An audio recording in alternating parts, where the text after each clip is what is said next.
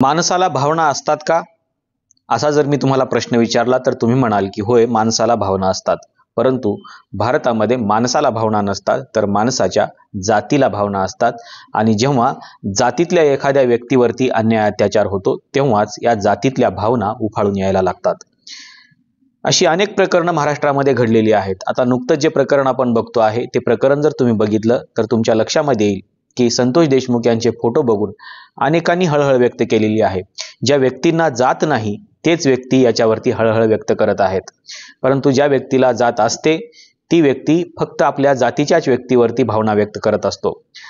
संतोष देशमुख यांचे व्हिडिओ आणि फोटो बघितल्यानंतर अनेकांनी हळहळ व्यक्त केली. याच्यामध्ये अनेक लोक असे आहेत की ज्यांचा संतोष देशमुख यांच्या जातीशी काहीही संबंध नाही. अर्थातच जात हा घटक त्यांनी आपल्या डोक्यातून काढून टाकलेला आहे आणि फक्त संतोष देशमुख यांच्याकडे माणूस म्हणून बघण्याचा प्रयत्न केलेला आहे. आणि म्हणूनच संतोष देशमुख यांचे फोटो आणि व्हिडिओ बघितल्यानंतर प्रत्येक व्यक्ती हळहळ व्यक्त करताना दिसते आहे. परंतु यातले अनेक लोक असे आहेत जे लोक सोमनाथ सूर्यवंशी यांच्याबद्दल हळहळ व्यक्त करत नाहीत, कारण सोमनाथ सूर्यवंशी यांच्या जातीशी त्यांची जात जुळत नाही किंवा मॅच होत नाही. यापूर्वी खैरलांजीचं जे प्रकरण झालेलं होतं आणि खैरलांच्या प्रकरणामध्ये प्रियंका भोतमांगे यांचे देखील अशाच प्रकारचे फोटो बाहेर आलेले होते. पण त्यावेळेस फक्त प्रियंका भोतमांगे यांच्या जातीच्या लोकांनीच फक्त तिच्यासाठी हळहळ व्यक्त केलेली होती.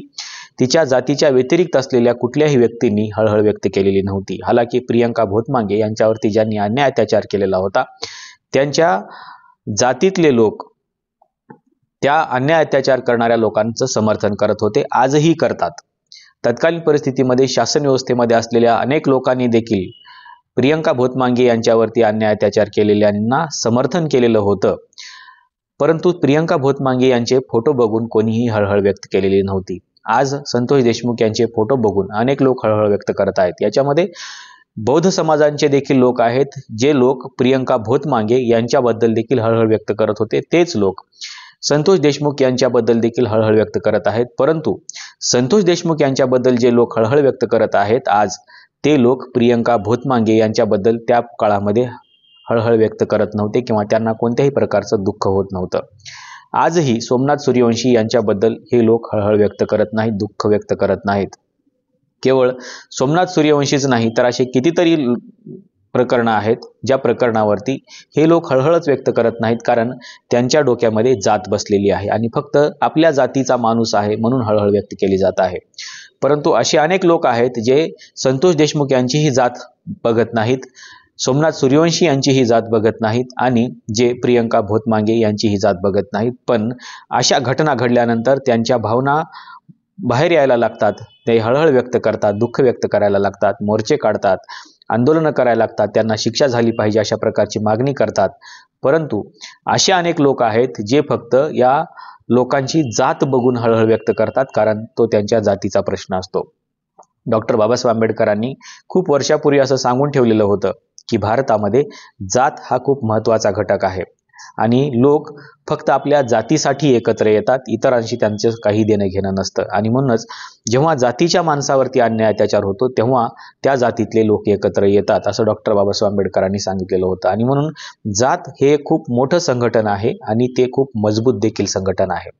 आणि ही जात जेव्हा त्यांच्या जातीतल्या एखाद्या व्यक्तीवरती अन्याय होतो तेव्हा या जातीतले लोक एकत्र यायला लागतात. आणि म्हणून डॉक्टर बाबासाहेब आंबेडकरांनी पहिल्याच शोधनिबंधामध्ये अर्थातच 1916च्या शोधनिबंधामध्ये हे स्पष्टपणानं सांगितलं होतं की जात हा एक कंपाऊंड आहे आणि त्या कंपाऊंडच्या बाहेरच्या लोकांना ते आत येऊ देत नाहीत आणि आतले लोक बाहेर जात नाहीत. मग ते कुठलंही प्रकरण असो, कोणावरती अन्याय अत्याचार जरी झालेला असला तरी लोक दुरून बघतात, कंपाऊंडच्या वर असं मान करून पलीकडच्या जातीमधल्या लोकांवरती कसा अन्याय होतो आहे हे बघतात आणि पलीकडल्या कंपाऊंडमध्ये असलेले लोक इकडच्या कंपाऊंडमधले असलेल्या लोकांच्या जातीवरती कशा प्रकारचा अन्याय अत्याचार होतो हे बघतात. परंतु माणूस म्हणून ते कंपाऊंड तोडून ते त्या माणसाला वाचवायला जात नाहीत किंवा माणूस म्हणून तिकडच्या कंपाऊंडमधले लोक देखील या कंपाऊंडमधल्या व्यक्तीला वाचवायला जात नाहीत. आणि म्हणून जात ही फक्त आपल्या भावनेचा मुद्दा आहे आणि म्हणून फक्त जातीच्याच माणसाबद्दल आपल्या मनामध्ये कळवळा निर्माण होतो, दुःख निर्माण होतं, कारण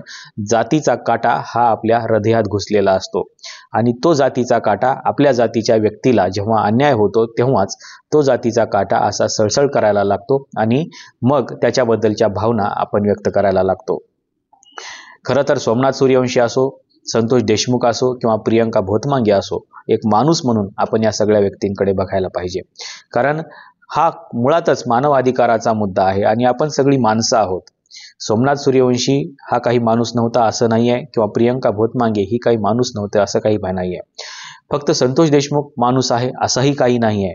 त्याच्यामुळे सगळ्या व्यक्तींकडे बघत असताना आपला चष्मा जरा थोडासा पुसला पाहिजे आणि चष्म्यावर लागलेली जातीची धूळ आपण जर बाजूला सारली तर आपल्याला फक्त माणूस दिसला पाहिजे. परंतु अनेकांच्या चष्म्यावरती इतक्या प्रचंड प्रमाणामध्ये धूळ आहे की त्या चष्म्यामधून फक्त आपल्याच जातीचा माणूस दिसतो, दुसऱ्या जातीचा माणूस दिसत नाही, त्याच्यावरती कितीही अन्याय अत्याचार झाला तरी.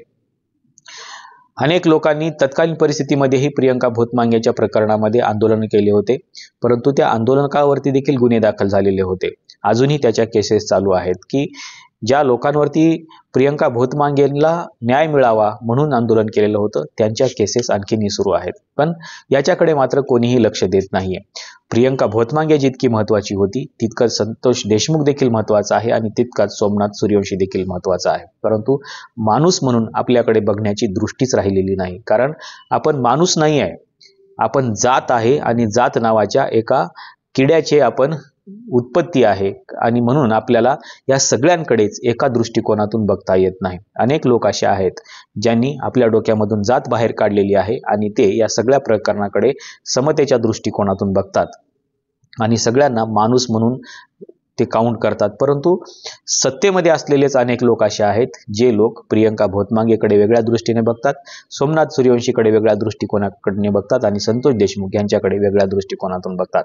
आज जरी हे सगळे फोटो बघून त्यांचा कळवळा, त्यांचं दुःख बाहेर येत असलं तरी येणाऱ्या काळामध्ये तरी किमान त्यांनी आपल्या डोक्यातली जात बाहेर काढली पाहिजे आणि अशा घडलेल्या प्रत्येक घटनेच्या पाठीमागे जात ही मानसिकता आपण विसरून गेली पाहिजे आणि माणूस म्हणून त्यांना सहकार्याच्या भावनेनं आपण पुढे आलं पाहिजे. परंतु आपल्याकडे असं होत नाही आणि म्हणूनच डॉक्टर बाबासाहेब आंबेडकर असं म्हणाले होते की तुम्ही जोपर्यंत स्वतःला माणूस बनवून घेणार नाही तोपर्यंत तुमच्या डोक्यामधली जात बाहेर जाणार नाही. अजूनही आपण माणूस झालो नाही, अजूनही आपण जातीचे एक प्राणी आहोत आणि म्हणून आपण स्वतःला माणूस म्हणायचं नाही तर आपण त्या जातीचा एक प्राणी आहे असं म्हणायला हरकत नाही आहे. जोपर्यंत आपण ही जात बाहेर काढणार नाही तोपर्यंत आपण एकमयी होणार नाही आणि आपलं राष्ट्रही निर्माण होणार नाही, कारण आपण आपल्याला अजूनही त्या जातीच्या कंपाऊंडमध्ये बंद करून घेतलेलं आहे आणि ही एक प्रकारची जातीची गुलामी आहे. आणि म्हणून डॉक्टर बाबासाहेब आंबेडकरांनी असं म्हटलेलं होतं की भारतातला प्रत्येक माणूस हा जाती व्यवस्थेचा गुलाम आहे, परंतु त्याला त्याच्या गुलामीची जाणीव नाही. तो त्या गुलामीमध्ये आनंद व्यक्त करत असतो. त्याला असं वाटतं की आपण आपल्या जातीमध्ये जन्माला आलो हेच आपल्यासाठी अभिमानाची, स्वाभिमानाची गोष्ट आहे आणि म्हणून तो त्या जातीच्या कंपाऊंडच्या बाहेर यायला तयार नाही. तो त्या गुलामीला स्वीकारतो, त्या गुलामीला सोबत घेतो आणि त्या गुलामीतच तो जगण्याचा प्रयत्न करत असतो. या सगळ्या प्रकरणामध्ये आपण जर माणूस म्हणून बघितलं तर न्यायव्यवस्था देखील याला व्यवस्थितरित्या बघू शकते आणि समोरच्या व्यक्तीला चांगला न्याय देखील देऊ शकते. परंतु आपण एकाच व्यक्तीला जर अशा प्रकारे बघत असू तर हा आपला मानसिक जो काही माणूस म्हणून बघण्याचा दृष्टिकोन आहे तो दृष्टिकोन कुठे ना कुठे दुरुस्त करण्याची गरज आहे. आपल्याला नेमकं या दृष्टिकोनाबद्दल काय वाटतं हे सांगायला विसरू नका. आजच्या व्हिडिओमध्ये तेच थांबूया. धन्यवाद.